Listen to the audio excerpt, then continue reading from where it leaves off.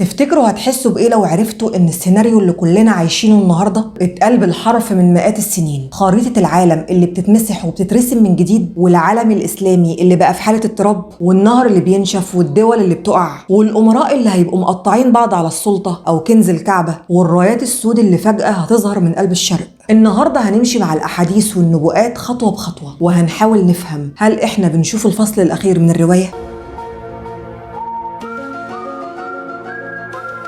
كل الناس في الفترة دي عندهم إحساس إن في حاجة كبيرة بتحصل ورا الكواليس. العالم حوالينا ما بيجريش، ده بيلهث. تغيرات سريعة جدا وأحداث سياسية لو بصيت لكل واحدة لوحدها هتقول عادي صدفة، لكن لو جربت تلعب لعبة توصيل النقط وربط الأحداث دي ببعض، الصورة اللي هتطلع لك هتكون أوضح وأخطر. الأحاديث اللي بتتكلم عن نهاية أو آخر الزمان ناس كتير بتكذبها وناس تانية بتأيدها، لكن الشاهد في الموضوع بين التصديق والتكذيب هو تحقيقها على أرض الواقع. من أكتر النبوءات اللي بتخلي الواحد يقف قدامها مذهول كلام الرسول صلى الله عليه وسلم لما قال: لا تقوم الساعة حتى يحصر الفرات عن جبل من ذهب. الفكرة مش بس الذهب، ده من كل 100 بني آدم 99 هيموتوا، كل واحد فيهم داخل وفاكر ان هو اللي هيخرج بالكنز. الفرات، النهر اللي فضل لآلاف السنين رمز للخير والعطاء، النهارده ما بقاش محتاج حد يتوقع جفافه، هو جف فعلا. المية انحصرت لدرجة انك ممكن تشوف القاع بعينك، وفي مناطق تانية بقى ممكن تعدي من ضفة لضفة ماشي عادي، يعني النهر بيحتضر. طيب هل لقوا فيه فعلا جبل من ذهب؟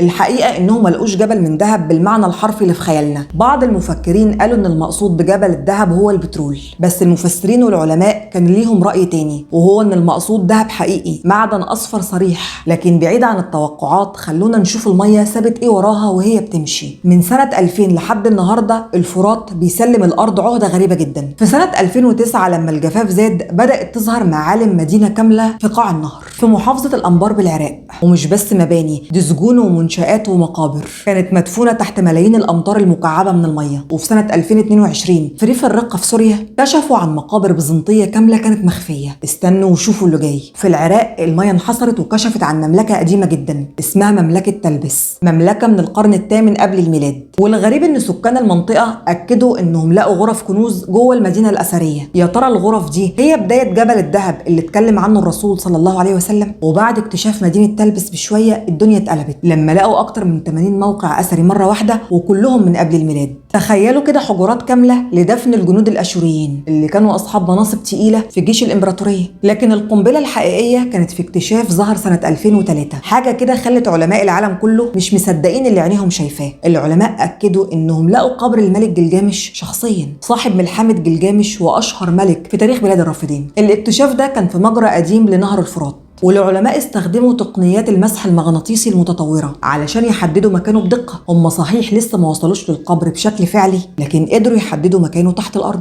الملك ده كان أسطورة حقيقية، ومعروف إن اتدفن معاه كنوز خرافية تعمل فعلا جبل من ذهب. وعلى سيرة الكنوز اللي بتظهر من تحت الأرض، خلونا نسيب النهر شوية ونروح لمكان تاني خالص، مكة. التاريخ والنصوص بيقولوا لينا إن في لحظة فارقة هيحصل عند الكعبة مشهد مأساوي ل3 أمراء وال3 أبناء خليفة. يعني احنا قدام صراع ملكي من الطراز الأول، صراع على السلطة والشرعية في قلب العالم الإسلامي. الرسول صلى الله عليه وسلم قال: يقتتل عند كنزكم 3. والغريب ان الصراع ده مش هينتهي بفوز حد فيهم. اولا كده، مين هم الامراء دول؟ فكرة انهم ابناء خليفة بتوحي اننا قدام انقسام في بيت الحكم، حالة من التفكك هتخلي الاخوة والقرايب ينسوا الدم وهيفكروا في الكرسي وبس. ومعنى كده ان في سقوط للنظام. بس هل السقوط ده هيحصل فجأة او صدفة من غير اي اشارات بتسبقه، سواء بشهور او بسنين؟ اشارات الطبيعة فيها هي اللي بترسل رسائل مشفرة للي منتبه. خليني احكي لكم شفرة يوم عرفة. يوم 9 ذو الحجة سنة 2018،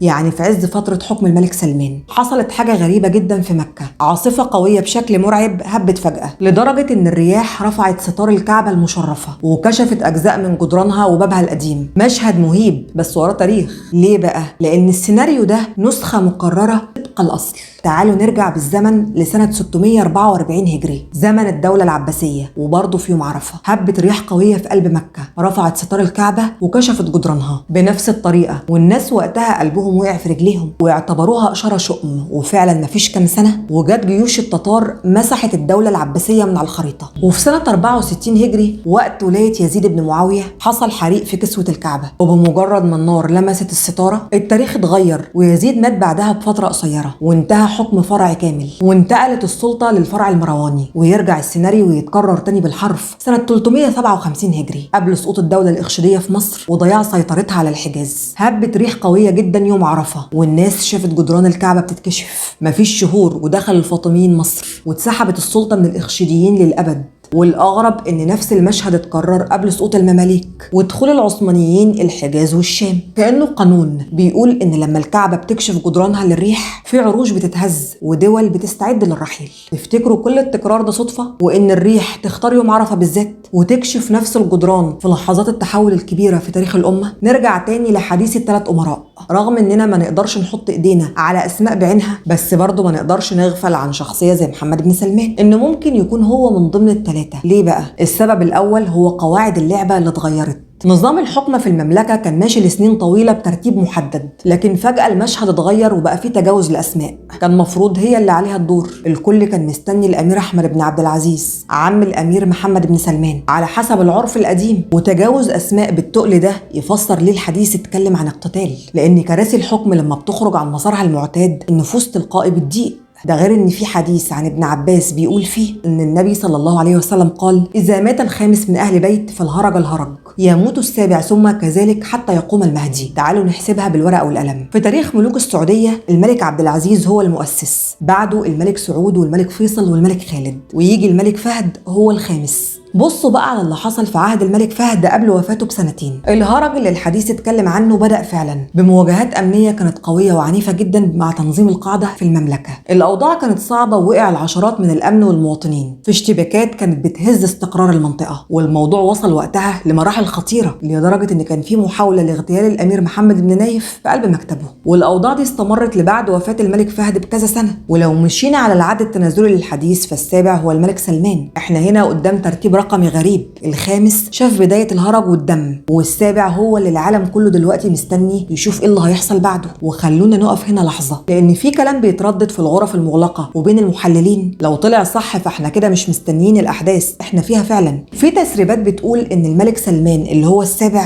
ممكن يكون مش موجود معانا فعليا ومن فترة طويلة، وإن في حالة من التكتم الشديد والتعتيم الإعلامي المدروس عن حقيقة وضعه الصحي أو حتى رحيله عن الدنيا. ولو هو فعلا رحل يبقى احنا كده فعلا قدام الهرج اللي اتكلم عنه الحديث، وكأن في ترتيبات بتحصل ورا الستارة ومحاولات لترتيب الخيوط علشان لما الخبر يخرج للنور تكون الامور اتحسمت لصالح شخص محدد. ويمكن ده من اهم الاسباب اللي مجرأ ابو حنان بشكل زياده عن اللزوم على ولي العهد السعودي واستنزافه ماديا. بس الحقيقه ان القدر مش دايما بيمشي حسب ترتيبات البشر. تخيلوا لو الخليفه او الملك اللي الحديث بيتكلم عنه وان بعده هيقتتل 3 امراء هو اللي دلوقتي غيابه بيتم التستر عليه. ثانيا بقى، ليه الكعبه اتوصفت بالكنز؟ في راي بيقول ان فعلا الكعبه هي الكنز الاستراتيجي الاول والاخير. فكروا فيها كده، البترول ممكن سعره يقع او يقل او انه يخلص او حتى العالم يستغنى عنه بالطاقه البديله، والذهب ممكن المناجم بتاعته تجف، لكن الكعبه هي المصدر الوحيد في العالم اللي الطلب عليه ما بيخلصش. احنا هنا بنتكلم عن موسم الحج اللي بيجمع ملايين البني ادمين، وعمره شغاله 365 يوم في السنه. يعني الكعبه بقت هي الدخل المستدام اللي ما يعرفش الخساره مهما حصلت صراعات او حروب. اي حد عايز يثبت رجله في المملكه لازم يسيطر عليها. اما الراي اللي معظم العلماء بيعتبروه مؤكد، خزنه الكعبه السريه او كنز هبل المفقود.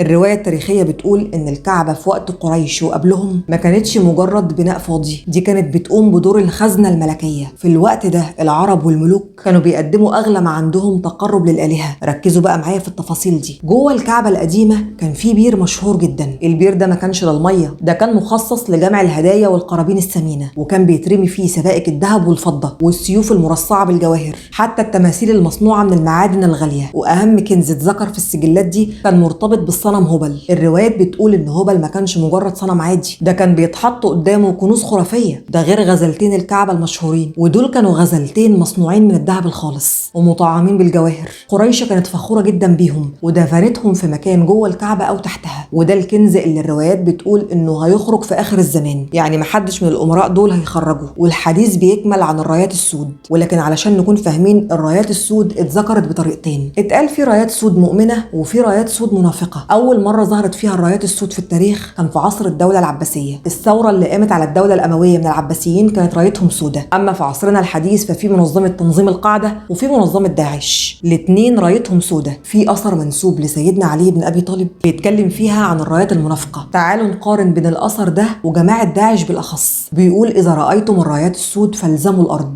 يعني ما تتحركوش وراهم واستنوا وشوفوا هيحصل ايه. وبعدين بدا يوصف النسخه المزيفه والمنافقه. بيقول يظهر قوم ضعاف لا يؤبه بهم، يعني ناس ملهمش لازمه، لا عندهم علم ولا دين ولا وزن حقيقي، فجاه بيطلعوا من تحت الارض ويبقوا قاده ويصدروا احكام بالقتل والذبح. قلوبهم كزبر الحديد، يعني قلوبهم زي كتله الحديد الصلبه مفيش فيها ذره رحمه، وده اللي شفناه في فيديوهاتهم. قسوه غريبه كانها قلوب ميته. هم اصحاب الدوله، ودي بقى الخبطه الكبيره في الاثر، لان التنظيم الوحيد اللي اصر يخلي اسمه الدوله الاسلاميه هو داعش. اسمائهم الكنى ونسبتهم القرى. ركزوا في السجلات الرسميه ليهم، مش هتلاقوا احمد ومحمد ومصطفى، بس هتلاقوا ابو بكر البغدادي وابو مصعب الزرقاوي وابو عمر الشيشاني. سيستم كامل من الاسامي الوهميه اللي بتعتمد على الكنيه والبلد. وبيكمل سيدنا علي وبيقول شعورهم مرخاة كشعور النساء. والوصف هنا مذهل ومعدي الحدود، لان الهيئه اللي ظهروا بيها فعلا كانت كده، الشعر ناعم ونازل ومنسدل تحت العمام السوداء، كأن سيدنا علي كان شايفهم قدامه وبيرسمهم بالكلام. وبيكمل وبيقول حتى يختلفوا فيما بينهم، وهنا مربط الفرس. الخلاف ده هو اللي كشفهم بزياده. الحكايه بدأت لما التنظيم الام في العراق قرر يبعت ابو محمد الجولاني لسوريا علشان يأسس فرع هناك، جبهه النصره. فالجولاني لما شم نفسه ولقى السيطره في ايده قرر ينشق عن البغدادي ورفض يبايعه، وهنا بدأت المجزرة. الإخوة اللي كانوا شايلين نفس الراية بدأوا يصفوا بعض، وبقى في صراعات دموية وانشقاقات واتهامات بالخيانة، لدرجة إنهم بقوا يقتلوا في بعض أكتر ما بيقتلوا في أعدائهم. حتى الظواهري زعيم تنظيم القاعدة دخل في الصدام والدنيا اتقلبت وانقلبوا على بعض. كل التفاصيل دي بتأكد إن الرايات دي كانت رايات فتنة ورايات منافقة. أمال فين بقى الرايات الحقيقية المؤمنة؟ سيدنا عبد الله بن مسعود بيحكي وبيقول بينما نحن عند رسول الله صلى الله عليه وسلم إذ أقبل فتية من بني هاشم، فلما رآهم النبي اغرورقت عيناه وتغير لونه، وقال إن أهل بيت